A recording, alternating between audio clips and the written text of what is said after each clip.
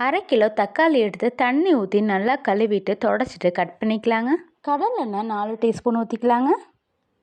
கடுகு 1/4 டீஸ்பூன் சேர்த்துக்கலாங்க. சோம்பு 1 டீஸ்பூன் சேர்த்துக்கலாங்க. 1/2 கிலோ தக்காளியை சேர்த்து நல்லா வதக்கிக்கலாங்க. ஒரு பெரிய நெல்லிக்காய் சைஸ் அளவுக்கு புளி சேர்த்துக்கலாங்க. நல்லா மிக்ஸ் பண்ணிக்கலாங்க. உப்பு 1 டீஸ்பூன் சேர்த்துக்கலாங்க. நல்லா கலந்து விட்டுறலாங்க. தக்காளி இதயத்திற்கும் மூளைக்கும் ரொம்ப நல்லதுங்க. தக்காளி உடம்பில் உள்ள LDL எனப்படும் கெட்ட கொழுப்பை குறைக்குதுங்க. ஆண்களுக்கு வரும் புரோஸ்டேட் புற்றுநோயை தடுக்குதுங்க. 3 டீஸ்பூன் மிளகாய்த்தூள் சேர்த்துக்கலாங்க. மஞ்சள் தூள் 1/4 டீஸ்பூன் சேர்த்துக்கலாங்க. நல்லா மிக்ஸ் பண்ணிக்கலாங்க.